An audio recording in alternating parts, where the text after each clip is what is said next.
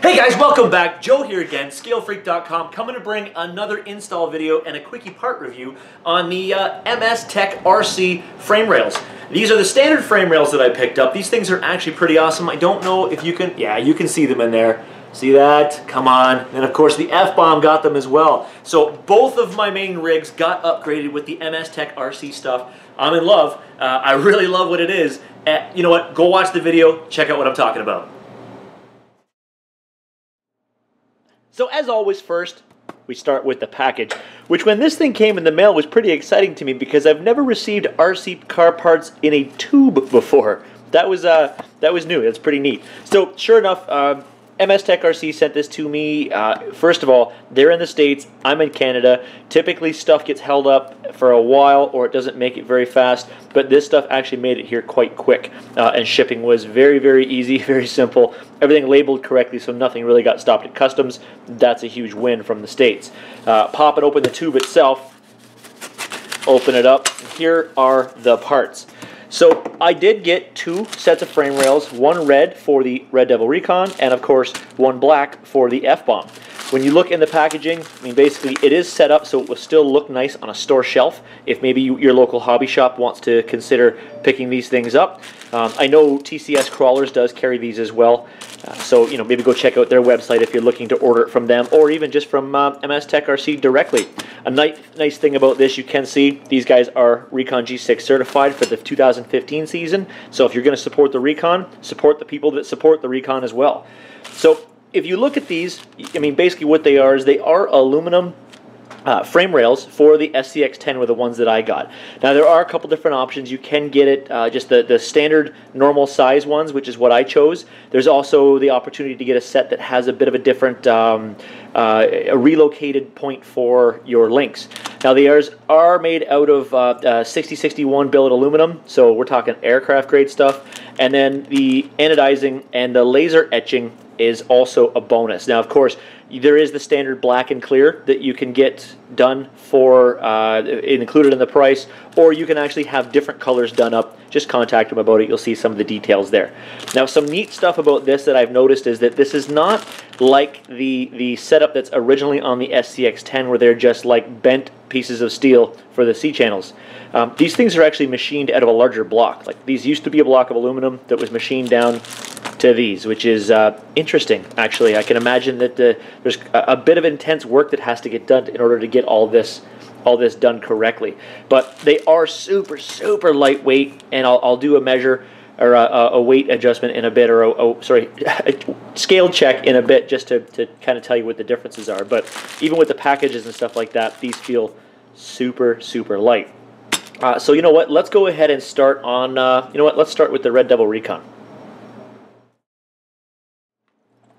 When disassembling the rig, you know, there are a couple different ways that you could actually install these rails. I mean, of course, there is the opportunity to literally tear apart your entire rig. Maybe you've got some cleaning to do anyway, and you could literally pull every screw out and take the axles and everything off if you wanted to. I guess that is something you could do, but that's not something that I'm going to do. I actually, you know, everything in here is aligned exactly how I want it to be right now, and I really don't want to have to shred everything apart and check everything. I actually just did the recent work installing the Warrior armor on this, so I don't need to inspect anything. So what I'm going to do instead is I'm going to replace side rail by side rail. Basically, I'm just going to disassemble the piece down one side so that everything maintains its position and its shape. Slap on the new, well, I guess it would be this one, the new rail, put everything back in, and then spin the truck around. There's actually no need to have to go through and disassemble absolutely everything about your truck if you're not looking to do any more actual work on it. So of course with this one here, you're just looking at the 2 mil for most of this stuff. I think it's 2 mil for the entire side actually. And of course, just for the ease of use, I am using my my Ryobi here to get it all undone. Now, also remember when you're pulling all this stuff apart, you know, keen things to keep in mind. Keep your magnetic pit trays handy. That way it's going to be easy to not lose any of these parts, because also you can set it up so that you know exactly where stuff is going to go. So right now I kind of know that there's my back bumper, there's my back shock tower. This is where all the hardware for the Warrior Armor side rail is going to go, and of course this is going to be my front end stuff all here. So that's how I can kind of organize it all to make sure I put it all back in the right place. Another good thing about having a little pit tray is that you can check to see if you have spare parts at the end. If you have spare parts at the end, you forgot something, go back and take a look. So give me 1 second. I'm just going to finish blasting all the screws out of here and then take the side apart. With all the screws removed out of the side, so back, I guess, bumper-ish, it's the G6, so it doesn't have anything, taking out the shock tower, all the 4 screws that hold in the whole center skid plate and the transmission, of course the battery mounts, front bumper, all that stuff. Easy enough to kind of slip in here and just wiggle it out. Remember, I haven't even removed the RC4WD front bumper because, I mean, it's on the other side, right? So bang, that's gone. So again, they are the same piece, same measurement, holes are all in the same place. So easy enough to slide this bad boy back in. I can just kind of get this back in there. Now, of course, in the front section, you're going to want to slide it in because there are, it is kind of at an angle in certain spots. So get it in. It will probably be harder to get back in than it was to get out, but mostly just because you've got to try to fit all the areas back in the right spot. Also, remember that there are things like, say, if we take a look, let me pull this out real quick. On the side of the radio box, if you still have your radio box in the front, there is that little nub there. You just have to make sure it stays in place. That's kind of a trick as well. And yeah, just get that done. So 1 second while I slide this all back in.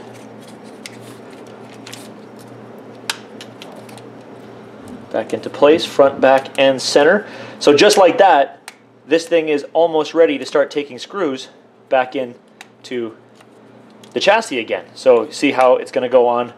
Just got to do a little mild alignment just to make sure that it stays exactly where it's supposed to stay, but you can see how quickly it does. Actually, hold on. No, it's already aligned. So you can see how quickly you can go back in and start putting screws back in. So that would explain why.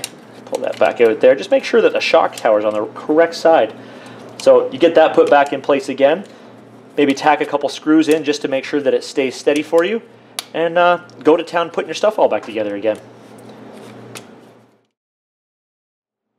In just a few minutes and only a small handful of screws, I've actually got that frame rail traded out. So we went from the stock to the upgraded. You can see it's on there. Of course, this being Red Devil Recon, I did want to go with red. It just fits the theme of the truck, right? So take a look. We've got the MSTech laser engraved on the back. TCS, because these guys here came from the TCS Crawlers group. And then, of course, for all you people who it matters, made in the USA, which is, you know, good for us, right? Even though I'm Canadian. Still good for us. So flip around the other side again, you do see it is just the black on this side. Now I do want, just 1 second here, while I've got these guys sitting here, let's pull out the scale, because I can feel there's quite the difference, so I want to show you guys what the difference is. So I've got this thing set up, wait till it zeroes out. A stock axial frame rail on the scale comes at 2.3 ounces. So 2.3 ounces for one stock frame rail. And then of course if I throw this guy on there, it's not even 1 ounce. So when you think about the fact that you're going to put 2 of them on there, 2.3 equals 4.6 ounces compared to not even 2. So if you are weight-minded on your rig, this is sprung mass, so if you're looking to get some of that off, this is a great opportunity to really get some weight off your rig. So now if I put it back on, it says 0.9. Keep trying, 0.95. It's not the best scale in the world, but we're only 0.05 of an ounce off. So you can see what kind of difference there is. So guys, give me 1 second. I'm going to flop over the other side. I'll be right back to you. Frame rails installed on both sides. You can see, again, it made the truck a little lighter. Obviously you can't see that, but I like the red. This red looks absolutely amazing. I think that it goes good with all the little other red accents that I have on there. And honestly, the installation of these parts on this rig, if I wasn't filming, probably might take 20 minutes tops.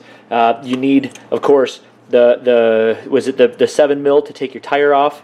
You need the 5.5 mil to take the backing nut off. You need a 2 mil. And then, of course, I use a 2.5 mil just to help take these links off to make it even easier. Really, this job can be done in no time at all. And then, of course, again, you can get a nice, stronger rail, take some weight off your truck, and if you get a specific color, you can make it look a lot better, too. Give me a few minutes. I do want to get my my my F-bomb changed over as well. The F-bomb is using the Jevny racing plate, so I want to report if there's any difficulties around that plate. Give me a second. Alright, frame rails installed on the F-bomb. Now, was there a complication with the Jevny plate?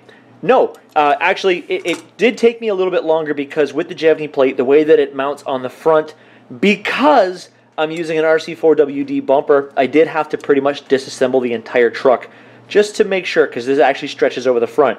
If you're not using an an RC4WD bumper with these big long things here, you probably fit on there with absolutely no concern. Now, I do want to note something. In my stock frame rails, right here, the Jevny plate actually has an additional screw hole that's a little farther up the frame rail itself, just to be able to put the battery plate on the back. On the stock Axial rig, the stock Axial frame rails, I actually had to hog that sucker out with a drill because the screw was pretty much just a guide hole, and I had to get a screw through it. On these guys, I didn't have to do that. It was the correct size for me to put a standard screw through. So thank you guys for thinking ahead and getting that done as well. So as you can see, there it is. The F-bomb's got it on there. It's a nice kind of matte black. Where's my body? There it is. Really, I'm going to put the body on it. You're not going to see it anyway. And it'll be one of those really awesome parts that I've installed that unless you're looking really, really close in a picture, you don't even know that it's there. But there's a shot from the side. You can see it just tucks out the bottom. It's the exact same size as the normal frame rails, but of course now you can see I've got my MSTech back here. Sorry TCS, the Jevny plate covered you. And then of course made in the USA on the front. And then bringing over the Red Devil Recon, you can see I got TCS. Thanks guys. MSTech hanging out the back, and then of course made in the USA up on the front. So that's it guys, I've got them in here again. Some weight savings, nice look to them. The finish is phenomenal.